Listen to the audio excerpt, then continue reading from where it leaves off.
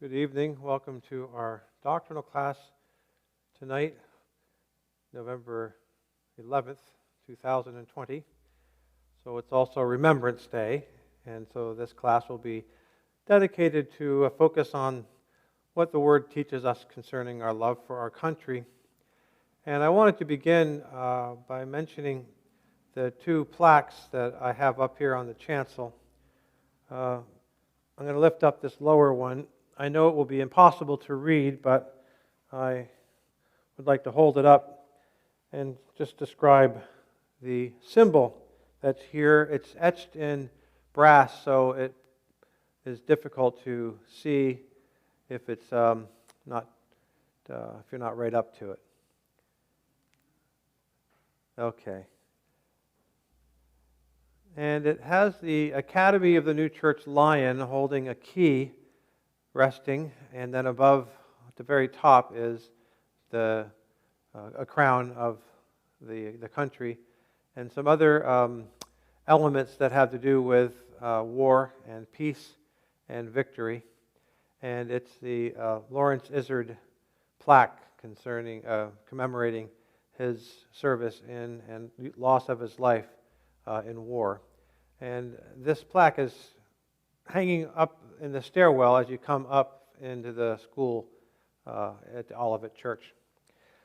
With COVID and many of us being unable to get out at all, and some of us who are perhaps as concerned with such things haven't been able to be in the church to be able to look at the plaques that we have. So I thought it'd be good just to show some things that are very familiar and close to your hearts.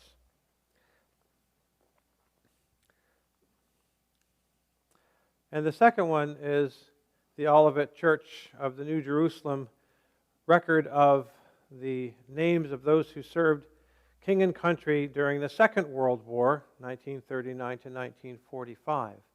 And again, this plaque is hanging in the hallway, pretty much opposite the stairwell as you come up from the school entrance. And it commemorates names of people.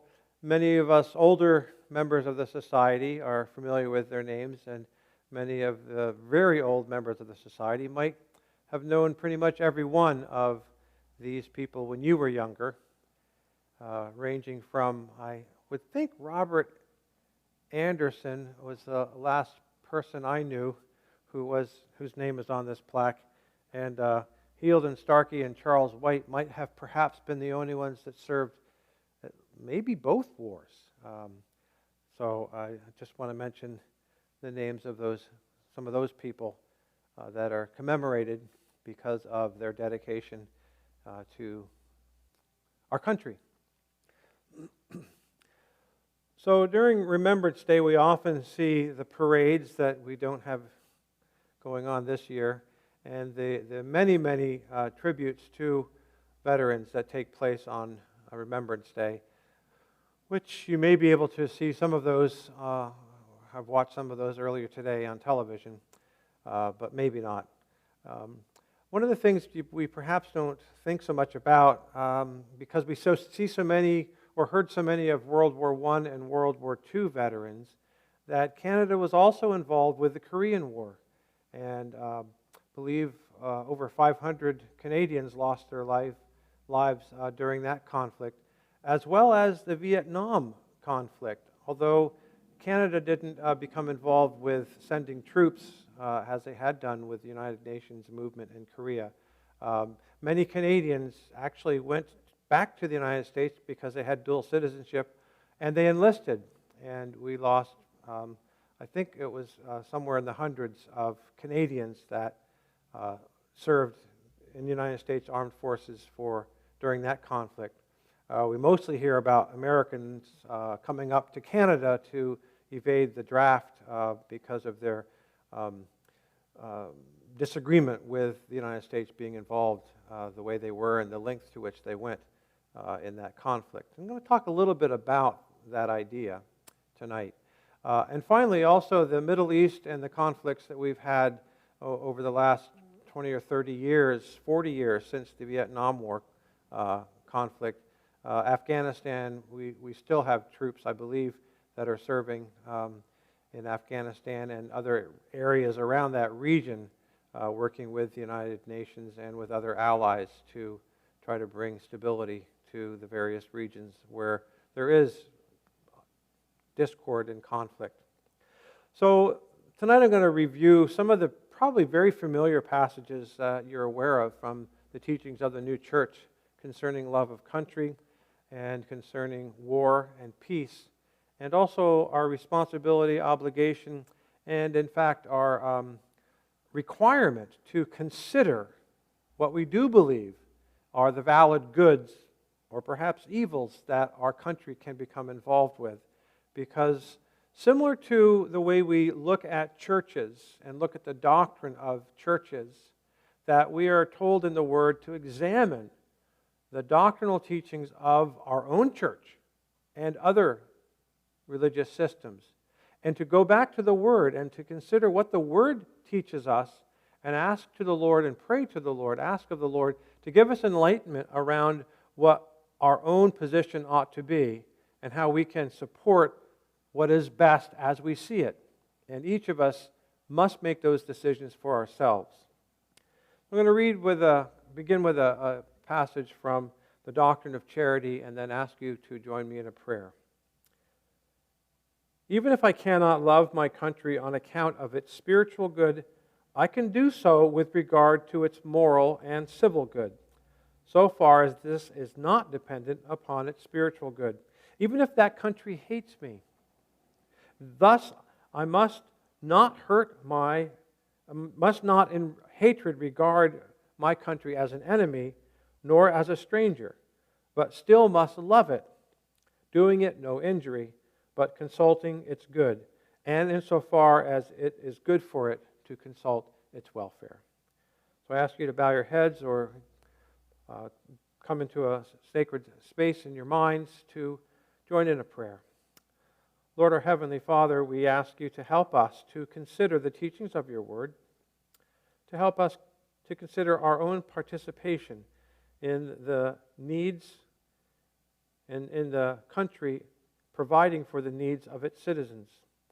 How best we, each of us, can support the various uses that a country ought to be involved in concerning its citizens, and how we can look with justice and judgment to the uses that we can perform, each in our own way, to help supply what is necessary for this civil and spiritual use involved with love of our country.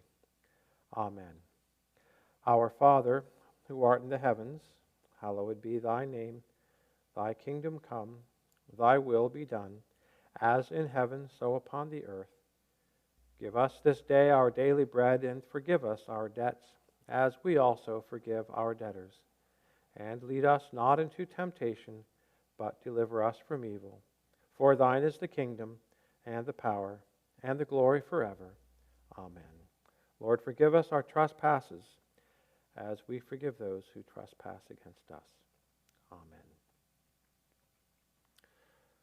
So, as many of you know, in looking at the doctrine concerning a particular subject or researching various things, I like to go on to the website that the General Church provides called New Search, and it contains an index to many, many, many books, collateral books that have been written by various New Church scholars, as well as New Church Life, the official organ of the General Church. So I, in preparing for this class, looked up love of country, and that phrase is found some 2,800 times in various ways in the 130 years, about 130, 140 years that New Church Life has been in existence. As you can imagine, when New Church Life came out, there was controversy around the Academy movement. There was controversy around vaccinations. There was the vaccine issue. There was controversy around the wine question, whether we should be serving wine during communion or whether we should become prohibitionists one and all, as that movement was getting going around the 1890s. And And then during the course of the First World War, a huge number of articles written around love of country and nationalism.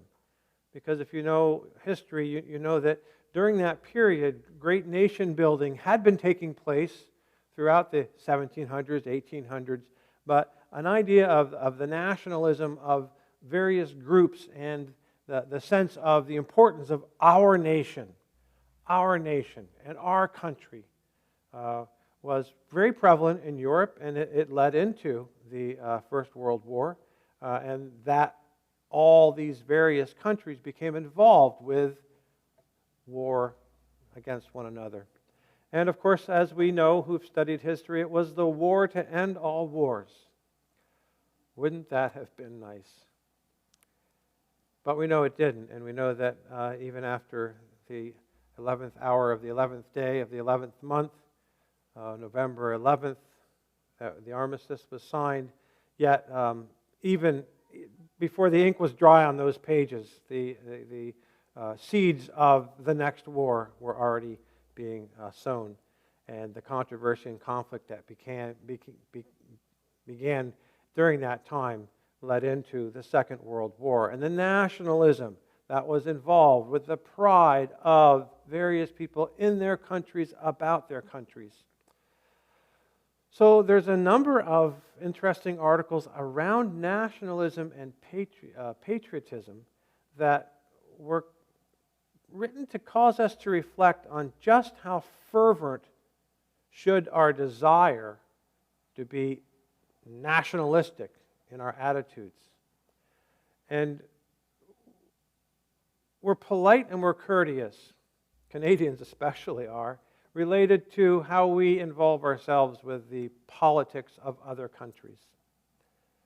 Although it's very, very hard to not look at our neighbor to the south, look at our neighbors on either side of the oceans, and consider what they're doing and how we ought to or ought not to be supporting what they're doing, and how their relationship with us is affected by our own position of strength, taking stances in political positions in our country, and what political positions are taking place there.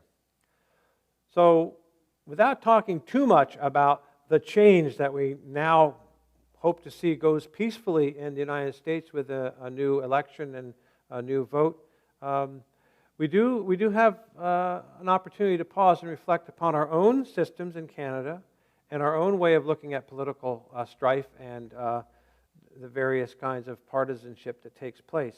I was amazed to see how much the term partisan was used in the New Church Life articles around the First World War and when that was taking place. A lot of partisanship. And we're not immune to that here in Canada, are we?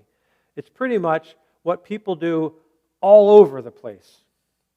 We look at ourselves and then over to those people, those others.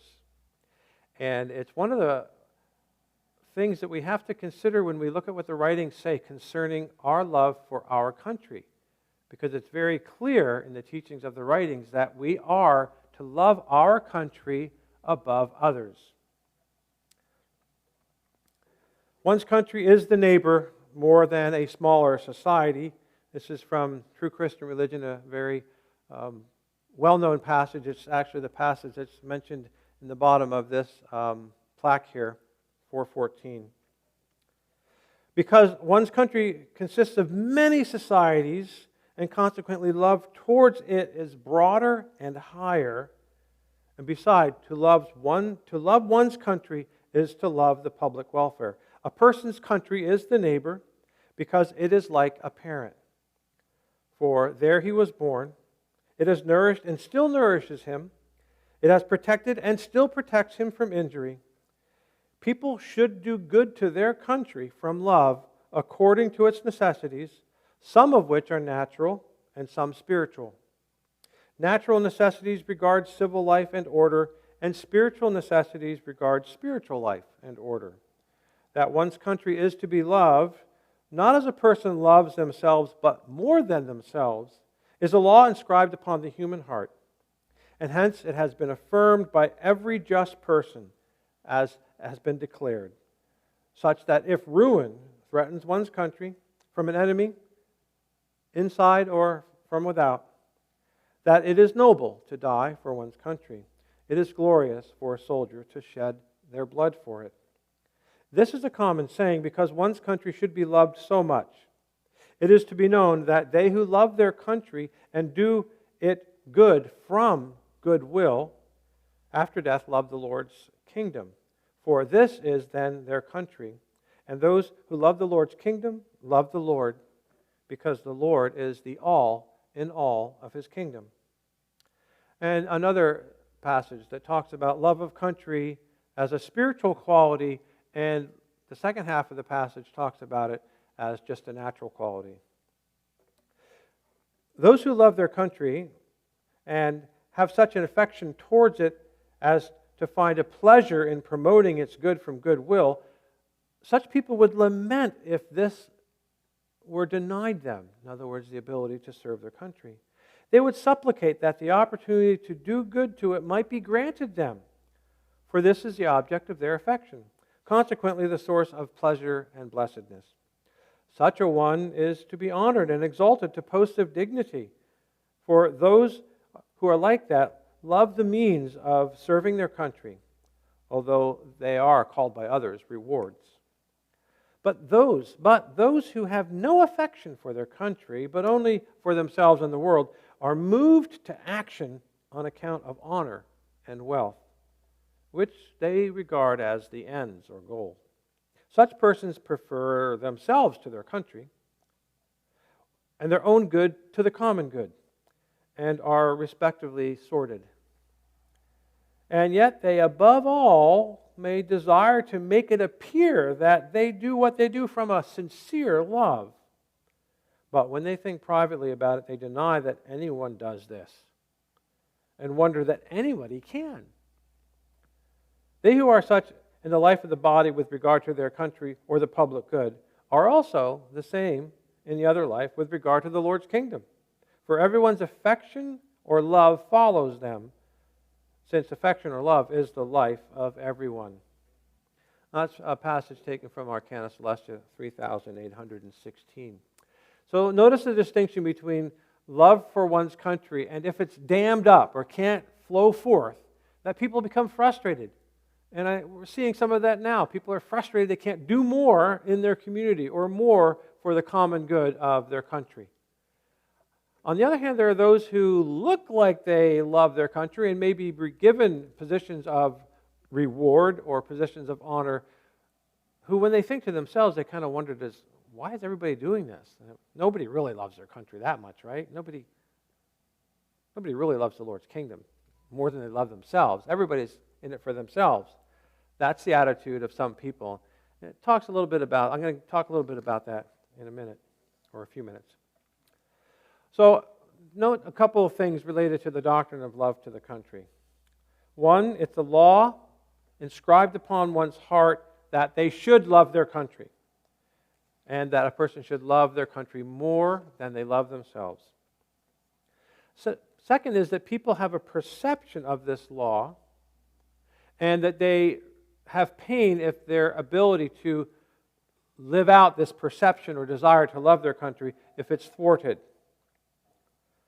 And there are others, on the other hand, who have no perception of the value of this love, and they simply pretend to be sincerely loving their country.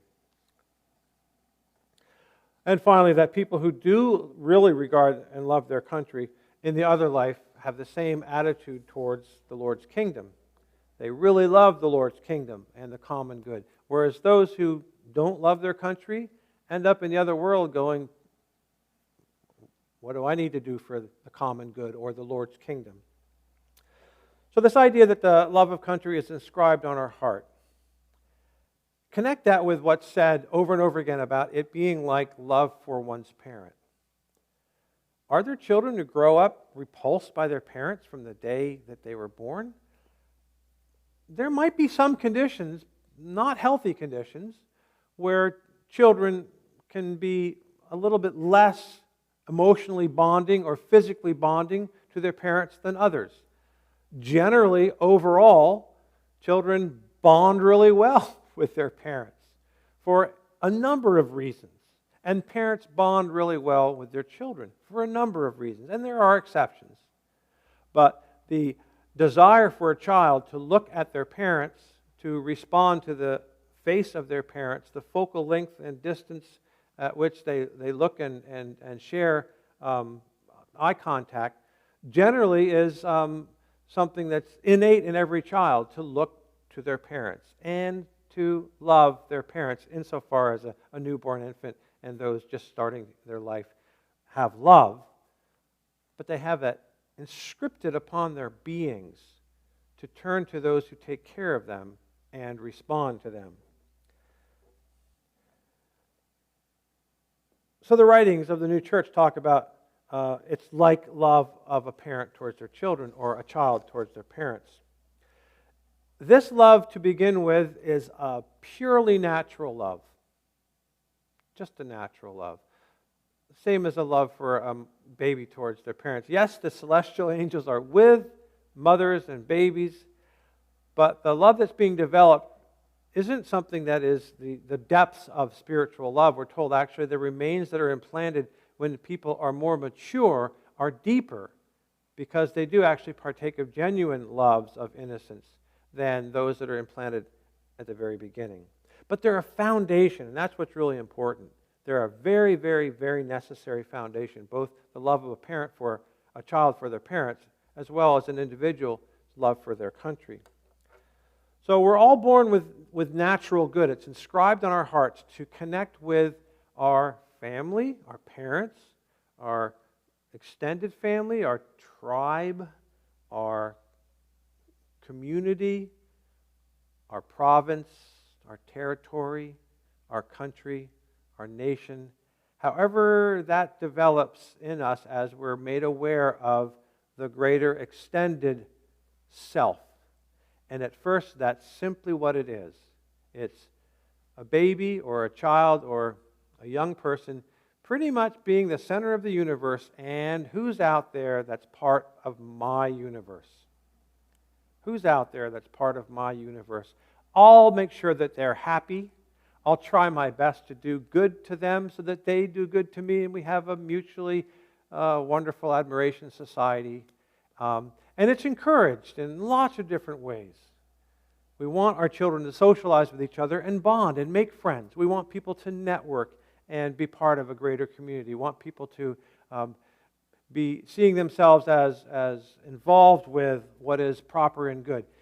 It all begins naturally, and it is the matrix in which love of country and love of the Lord's kingdom can flow in. And the same thing is said about conjugal love, marriage love, sexual love, that the sexual attraction that's taking place between people when they're younger and beginning to develop, yes, we say, oh, it's hormones. Yeah, well, the Lord put hormones involved with it because that works too.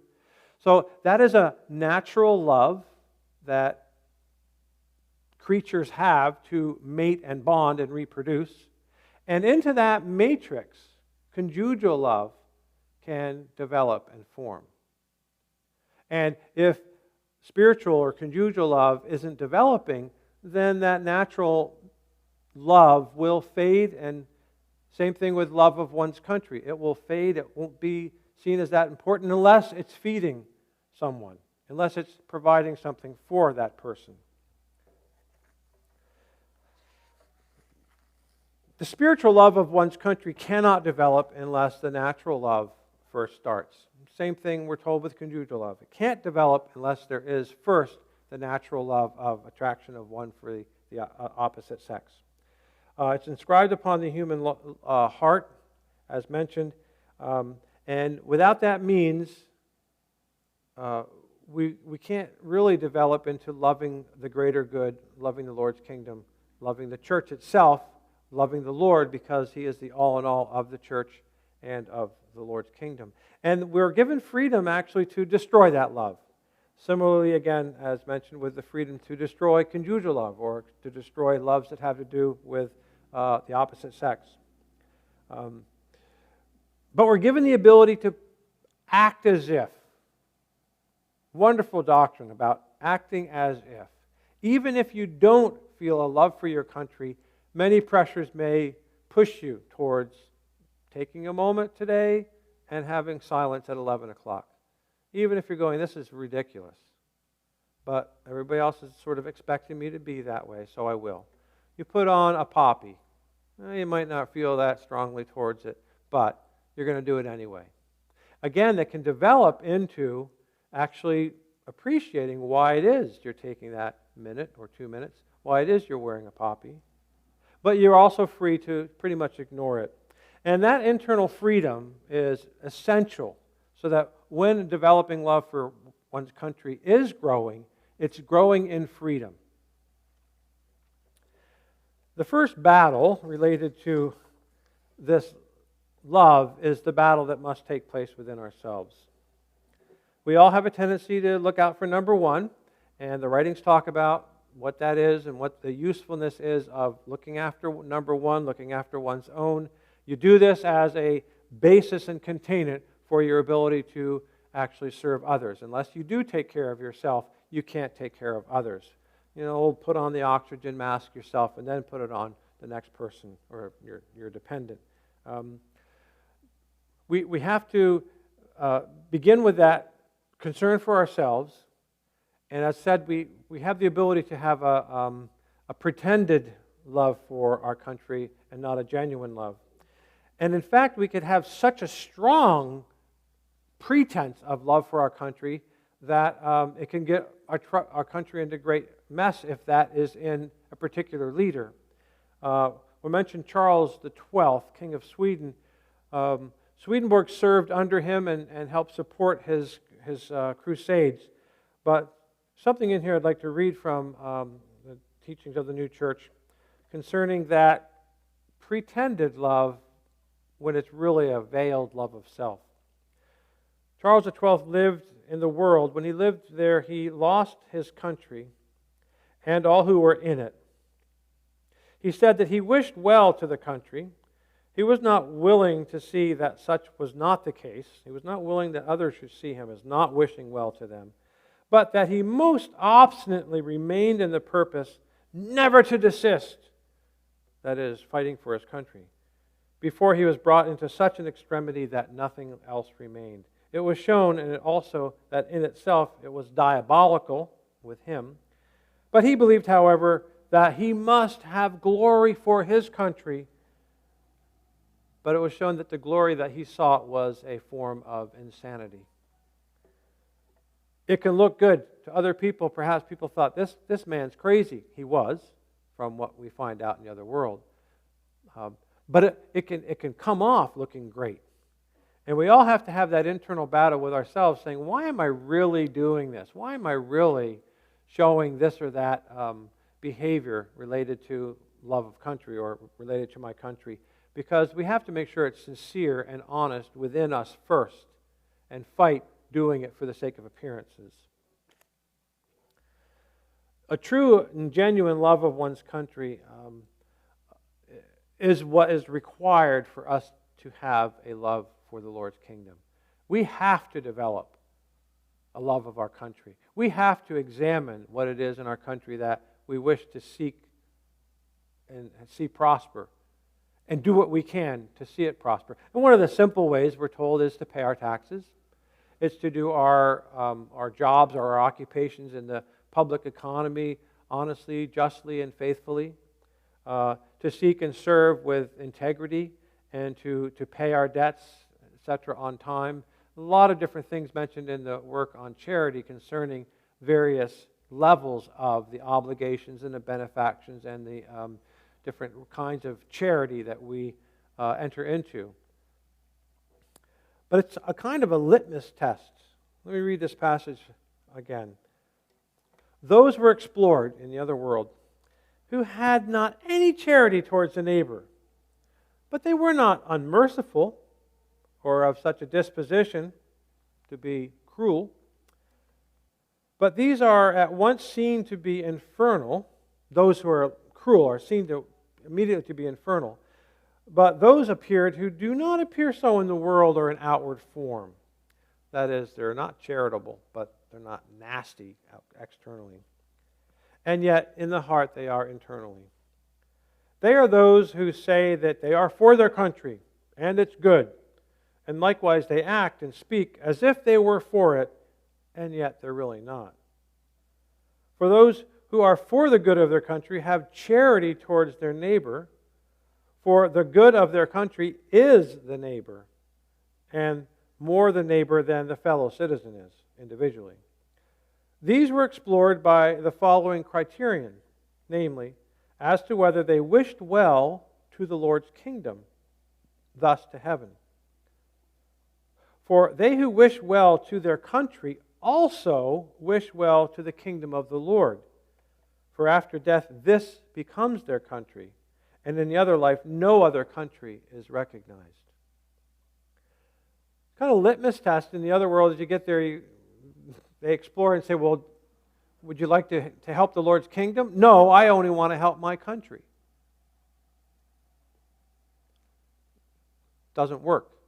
Especially when you get to the other world. There's no other country. There's no other country than the Lord's kingdom. And yes, you're in the various societies of the Lord's kingdom, represented or corresponding to the human body. But you don't say, I only want to love my right arm that I belong to and forget the left arm. Or I only want to love the things that I'm involved with the heart, forget the lungs, etc. No, you love the whole of the Lord's kingdom because it said, like the soul and the body, like the blood coursing throughout all of the body.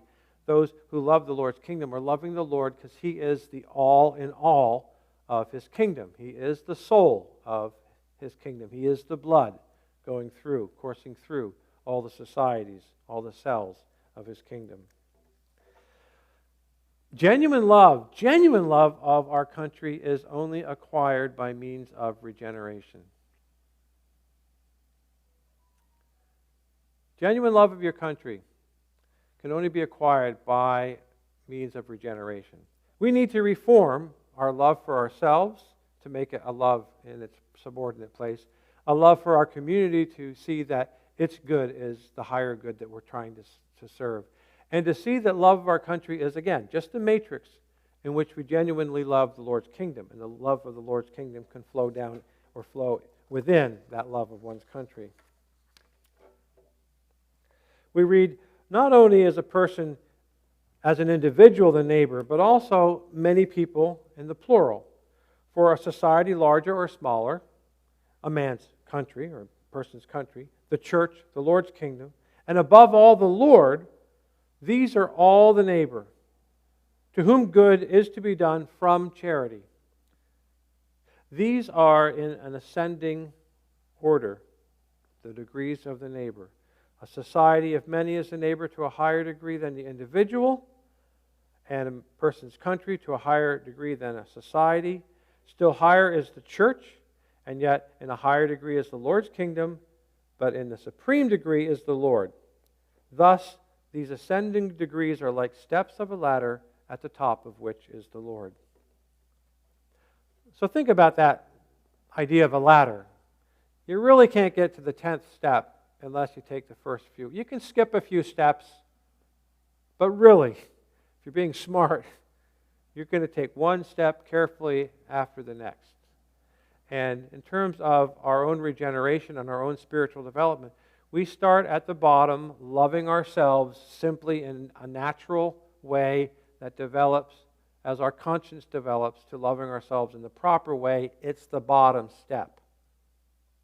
And we turn the ladder upside down if we try to put ourselves at the top and the Lord at the bottom. That's the view, we're told, that those in hell have of what's really important. Everything should be reaching up and glorifying them. Let's turn it back around again. Love to the Lord's kingdom, the church, one's country, larger societies, smaller societies, the individual. You've probably heard that before if you've attended one or more doctrinal classes in the new church. And it's not rocket science, is it? We have to start with ourselves and then move up. So these ascending steps of the ladder are important for us to recognize. So true love of one's country, that is true patriotism, consists in the faithful performance of the uses for the sake of the common good. Reading a passage from Heaven and Hell. To perform uses is to desire the welfare of others for the sake of the common good.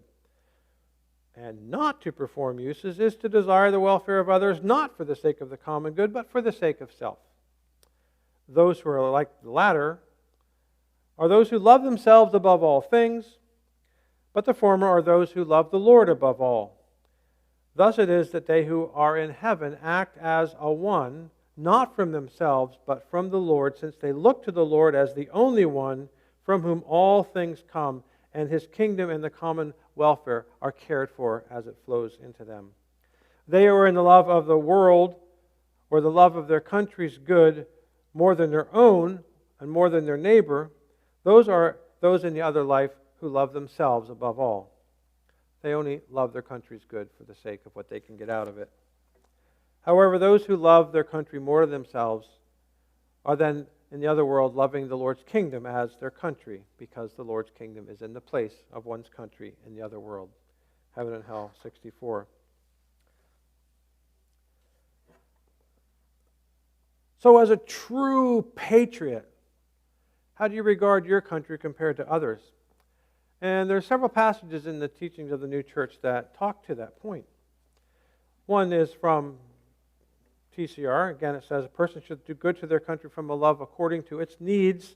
Some are natural, some are spiritual. Some are civil. And there are spiritual needs that have to do with the other life. There are those needs that we have for our country's good in times of peace and in times of war.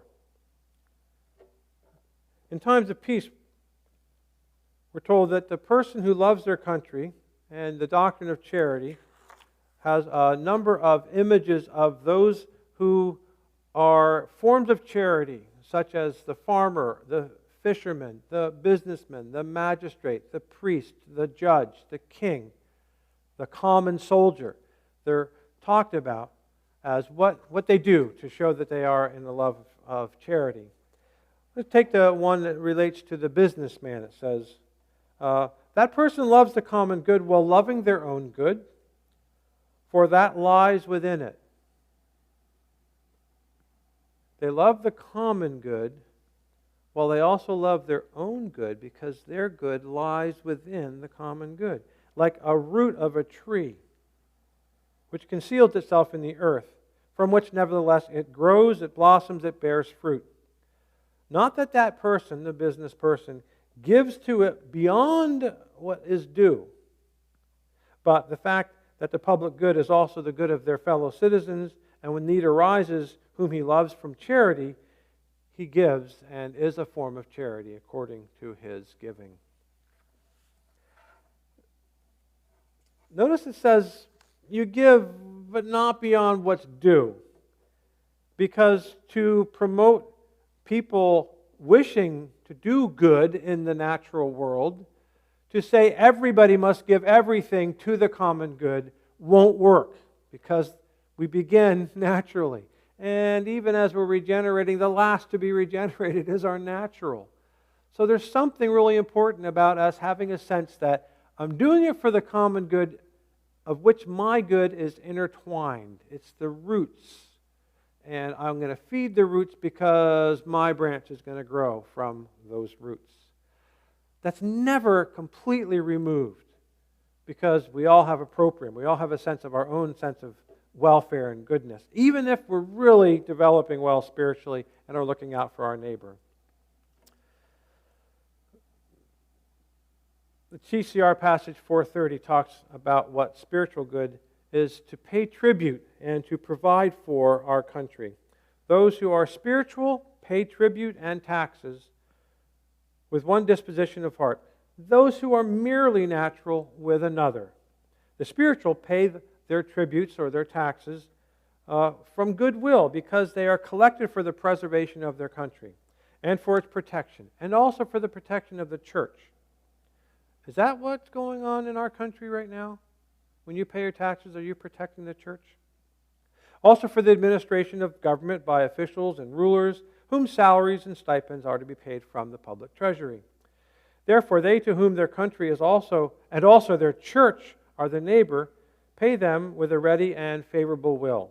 They regard it as iniquitous to deceive and to prevent their collection.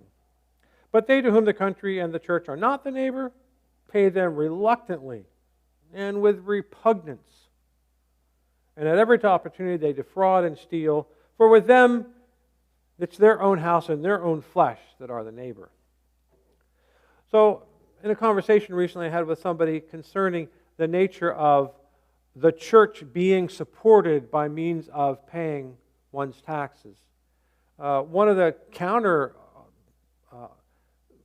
ways to look at this sort of in the shadow, or from the shadow, is that the church does not pay the same level of taxes that others do. So that's a provision that's made for the welfare of the church that the government provides for churches and spiritual communities to be supported in ways that other businesses don't get the same support. So by paying my taxes to the government, I'm actually supporting also the less taxes that my church is paying. And I'm not a politically savvy person and overall know all these tax things, but it's one way that somebody's saying, well, no, that was written in 1753, and that applied to Sweden, and they had a state church, etc.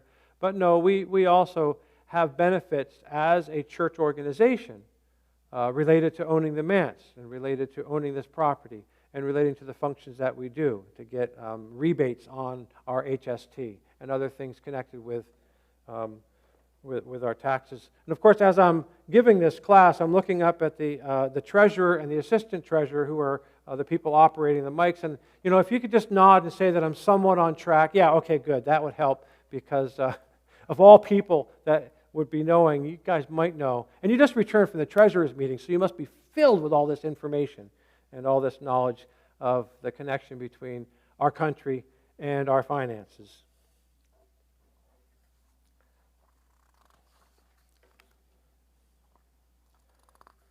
So we are told to teach our children diligently concerning these things related to the Lord, to the church. I found the lest we forget is a quote taken from Deuteronomy chapter 6, verse 11 and 12 that McCrae used on Flanders Fields, and what we repeat a lot, sort of similar to from sea to sea to sea, coming out of the Psalms, the idea of from sea to sea. We use that in our patriotic, some of our patriotic songs. Lest we forget, we need to learn first about these principles. And we say lest we forget because we think about the people that have died. And certainly, lest we forget these people who gave their yesterdays, their tomorrows for our today. Lest we forget. We don't want to forget them. We also don't want to forget the principles upon which genuine development of love for our country is based.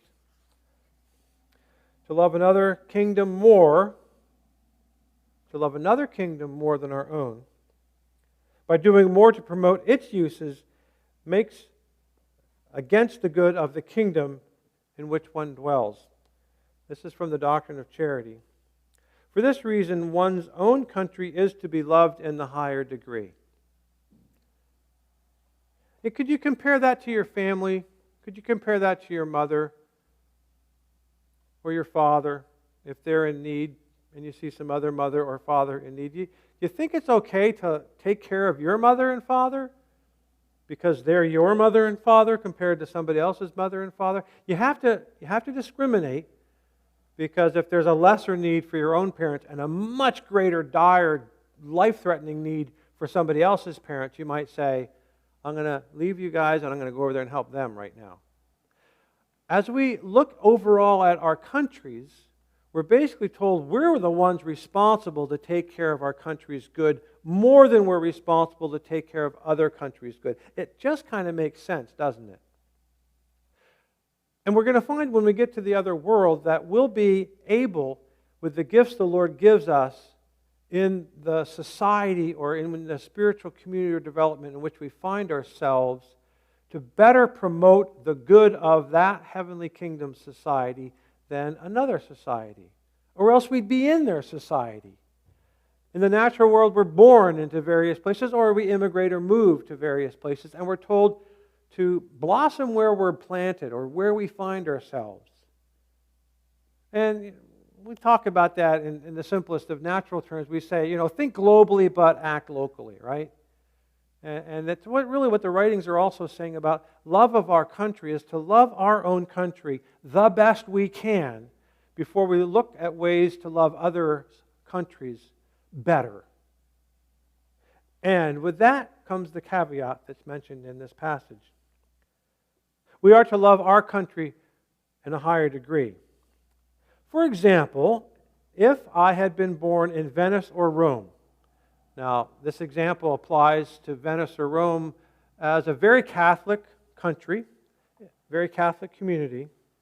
And the writer is saying, and yet I am a Reformed Christian. That's a Protestant. So, the Protestants separated from the Catholics over spiritual doctrine and formed their own doctrinal position. And that's what the Protestants are. Catholics have been in existence since the first Pope, since Peter in Rome, and that's who the Catholics are. Just basic. So how can you promote the good of your own country if it's a Roman Catholic country if you're a Protestant? That's the question that's being asked in this passage. Am I to love my country or the country where I was born because of its spiritual good? I cannot. Now that's quite judgmental, and the Lord did give Swedenborg an ability to see things and be able to make judgments about qualities. But we can also just apply it to our own lives, because there are many things in the political systems in which we find ourselves that we say, there are no spiritual qualities connected with this or that program. How can I possibly love my country? It's involved with this or that program. I cannot. Nor with respect to its moral and civil good, so far as this depends on its existence upon the spiritual good. But so far as it does not depend on this, I can, even if my country hates me. Now, what country hates me? What country would possibly hate me? I'm such a nice guy. But if I go into a country where I'm promoting my spiritual values and wishing to love the common good and love others, the neighbor, and the church the way I believe I should, if I find myself in a place where it's against the rules to love that way, then I could say, well, my country hates me. Should I immigrate to a country or into a culture where that is promoted, which completely disagrees, or to 99% disagrees with my own spiritual beliefs? And we may find ourselves at various times living in countries where the political environment just doesn't agree with our own understanding of what is better or more useful to the Lord's kingdom. But insofar as their good does not depend upon this, I must love my country. I must never regard it with hatred as an enemy, nor as an adversary, but must still love it, doing it no injury, but consulting its good insofar as it is good for it, not consulting it in such a way that I confirm it in its evil and falsity. And, the writings take this very same point when they talk about the soldier and the charity of the soldier looking at an enemy to defeat the enemy, even if need be, give his own life or take the life of the enemy. But after peace has been established, then he does not regard his enemy but as somebody who he wishes to amend and no longer is bloodthirsty for their death. Our countries have become at peace. I must regard that country, those people, that person I might have been fighting with the day before, willing to kill and be willing to lose my life to be killed by that person. Now the war is over. The person of charity will come down from that energy around defense and killing to one of loving and being angelic. Tough thing to say I would be able to do that, or anybody that perhaps I know would be able to immediately come out of that natural courage and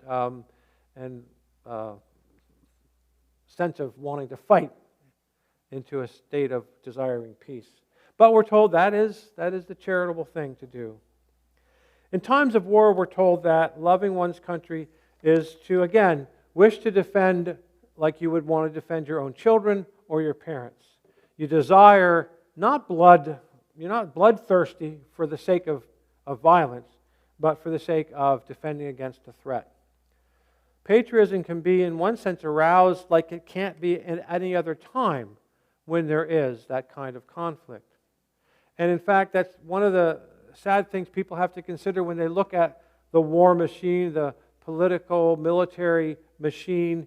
At the end of the Second World War, there were warnings from leaders like Churchill, like Eisenhower, that said, we don't want to become just a military political machine and have this operation of the military-industrial complex.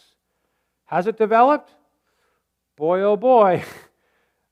Do people therefore want to continue to see conflict because?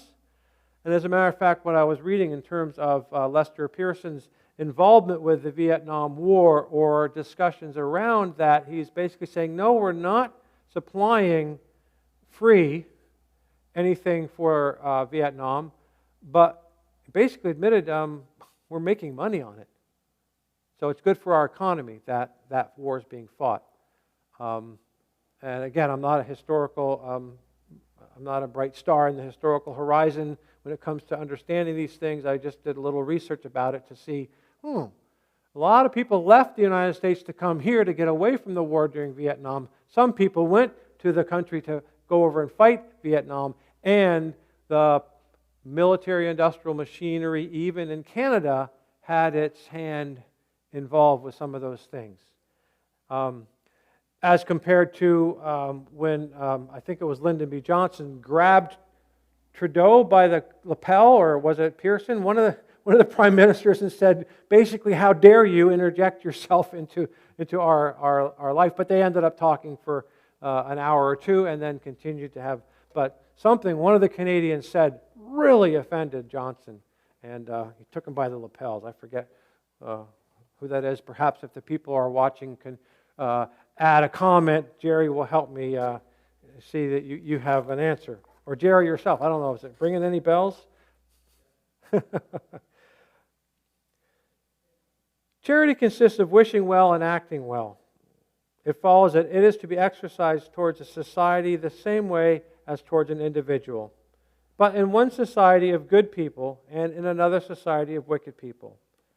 To the latter, those who are wicked, charity is to be exercised according to natural justice, but to the former according to spiritual justice.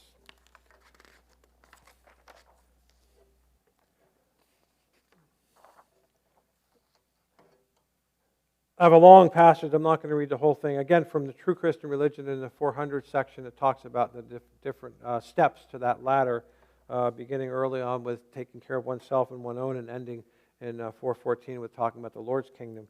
Looking at 407 and 408, if one repels an insulting enemy and in self-defense strikes him or delivers him to the judge to prevent injury, they are acting in charity. But once the conflict is over, the war is having as their end the defense of one's country, then charity again reigns, and that person wishes no ill will towards their former enemy. The more quickly we could actually live out that doctrine, the better, right? But it's a hard thing. It's a hard thing not to hold a grudge. It's a hard thing not to think ill about people who mistakenly in their earlier years or under another set of conditions had done things that hurt you or hurt your country. I was looking at an article by Fred Welkley on this subject, and one of the things he says is that he wonders if the Lord doesn't. One of the things permitted during war is to actually arouse patriotism so that it can not languish, that it can develop more fervently if it is languishing, that we all need that love of country. And if you do have that love of country stimulated, then it can provide that matrix into which love of the Lord's kingdom can flow. He didn't provide any passages. I couldn't see much evidence for that being repeated, although you can say, well, you notice how when a tragedy happens, people bond later on in ways they never did before. The whole 9/11 crisis and what took place in Nova Scotia, Newfoundland, the people that bonded over that miserable situation, lifelong friends now, and nothing like, the enemy of my enemy is my friend. That a common enemy can become a source of two people coming together. If you are actually in any kind of support group or any kind of recovery from one or another issue, and you meet with other people who have also fought that illness or fought that condition or fought that situation, you can build up friendships. A common bond is built around a pursuit of health, or actually perhaps it's the fight against things that are dysfunctional or not working. So people bond over political things, and they bond over war. War buddies is, how many movies are based on the camaraderie that develops because of that conflict. So Welke was asking some good questions. I kind of want to look to see if he explores that anywhere else, and I can see some of the passages in the Word that talk more about the Lord's permission that wars take place to provide for there to be more of a patriotic attitude, and therefore love of country can flow into that natural love. We are specifically told that Islam as a religion developed in certain areas of the world to prevent a worse evil taking place, that is, idolatry. So does this fit into that same flow, that different conflicts could develop that something worse not take place? Just an idea I thought I would put out there during this doctrinal class. So let me come to a conclusion here related to love of our country. It's the matrix into which the Lord develops and grows our love for His kingdom. We're not going to have a love for His kingdom unless we have a love for our country. We're not going to develop a genuine love of our country unless we are doing our spiritual work in regeneration. We can love our country for all kinds of natural, social, civic reasons, but it must be the matrix into which love of the Lord's kingdom flows.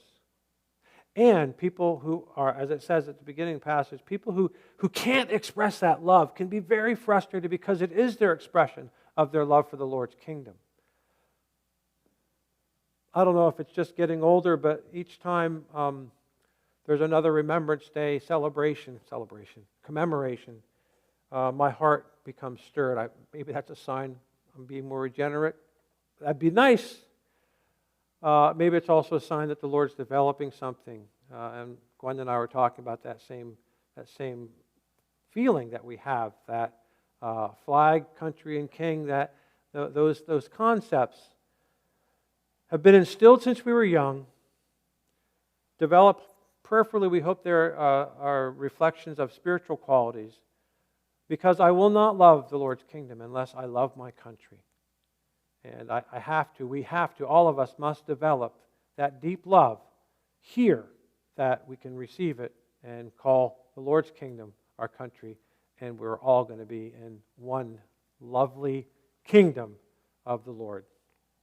Amen. Thank you. Were there any comments or questions coming in?